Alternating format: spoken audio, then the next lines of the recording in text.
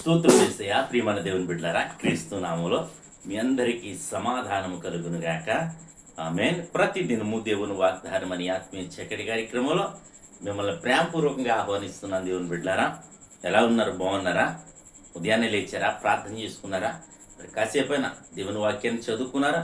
మరి అప్పుడే మరొక నెల బహుమానం కింద ఇచ్చి రెండో దినాన్ని మరి దేవుని కృప చొప్పున మరి ఈ విధంగా మనందరం కలిసి ఆయన స్తుతించడానికి ఇచ్చిన అవకాశమును బట్టి ఆయన స్తుతించండి, ఆయన ఘనపరచండి.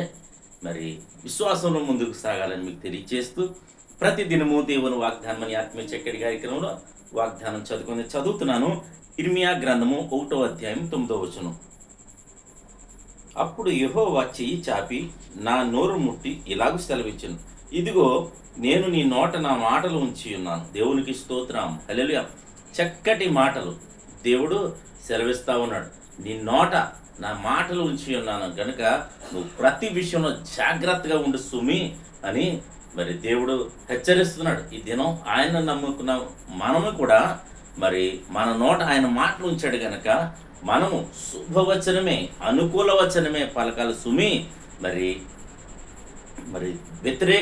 విపరీతమైన మాటలు కానీ మరి వేది కూడా మనం మాట్లాడడానికి వల్ల పడదు అని దేవుని వాక్యం సెలవిస్తుంది కనుక అంతా శుభము, అందరి విషయంలో శుభము. నీ విషయంలో, ఆలోచన విషయంలో కూడా మరి మంచి ఆలోచన కలిగి నువ్వు జీవించినప్పుడు మరి నీ జీవితం మరి సుఖమయంగా, సంతోషంగా, సమాధానంగా సాగుద్దు కనుక ప్రియ దేవుని బిడ్డలారా, నీ ఇరుగు పొరుగు వారి ఎడల, అందరి ఎడల నువ్వేం చేయాలంటే సమాధానం కలిగి సమాధానకరమైన మాటలు పలకాలి. అలాగే నీ విషయంలో, నీ బిడ్డల విషయంలో, నీ భర్త విషయంలో, నీ భార్య విషయంలో కావచ్చు, ప్రతి ఒక్కరి విషయంలో సమాధానకరమైన, క్షేమకరమైన మాటలు నువ్వు పలికినప్పుడు, ఎందుకంటే నీ నోట దేవుని మాటలు ఉంచాడు గనక మరి నువ్వేది పలికితే అదే జరుగుద్ది. అది గనుక నువ్వు ప్రత్యేకించబడిన వాడు గనక నువ్వు చాలా జాగ్రత్తగా మరి ఆశీర్వచనపు మాటలు పలకాలి. తద్వారా నీవు, నీ కుటుంబం, నీ బిడ్డలో, నీ ఇరుగు పొరుగు అందరూ దీవించబడాలని మరి దేవుడు కోరుకుంటాడు కనుక ప్రతి ఒక్కరూ మరి ఆ విధంగా ఉండాలని తెలియజేస్తూ దేవుడి మాటలు దీవించునుగాక. ఆమెను ప్రార్థన చేస్తున్నాం. స్తోత్రము తండ్రి, వందనాలు యేసయ్యా. ప్రతి దినము దేవుని వాగ్దానం అని ఆత్మీయ చక్కటి కార్యక్రమంలో తండ్రి నీకు వందనాలు.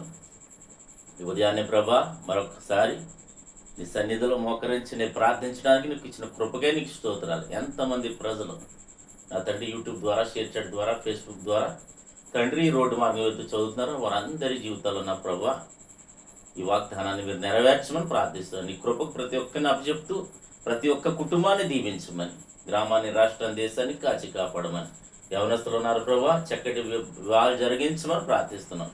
అలాగే తండ్రి నేను గృహాలు లేని బిడ్డల గృహాలు, నాయన గర్భఫలాలన్న తండ్రి, నాయన వ్యాపారంలో, వ్యవసాయంలో, సమస్తములో ప్రభా నాయన మీరు తోడయండి, దీవించమని, ఆశీర్వదించమని, ఆరోగ్యం లేని బిడ్డలకు ఆరోగ్యం దయచేయమని, ఉద్యోగాలు లేని బిడ్డలకు ఉద్యోగాలు దయచేయమని, చేతి పని మొదలుకుని ఉన్నతమైన అధికారుల వరకు ప్రతి ఒక్కరిని దీవించమని, మా భారతదేశానికి రక్షణ దయచేయమని, మంత్రులు, అధికారులు, ప్రధానులు అందరినీ కూడా తండ్రి మీరు జ్ఞాపకం చేసుకోనమని. ఈ దినం ప్రభా ఎవరైతే మ్యారేజ్ డే, బర్త్డే జరిపించుకోవడానికి బిడ్డలందరికీ క్షేమాన్ని, సమాధానాన్ని, సంవత్సరం అంతయు నీ దయా కిరీటము, క్షమాధానము ఉంచమని, దీవించమని, మీరే మహిమ పొందమని క్రీస్తు నామములో ప్రార్థన అడుగుచున్నాం పరమ తండ్రి, ఆమేన్. నేను నమ్ముతున్నాను ప్రియమైన దేవుని బిడ్డలారా, ప్రభు మనందరినీ బలపరిచిన విధానం బట్టి ఆయన స్తుతించండి, ఆయన కనపరచండి. తద్వారా దేవుడు నిన్ను, కుటుంబాన్ని దేవుడు దీవించునుగాక. ఆమేన్.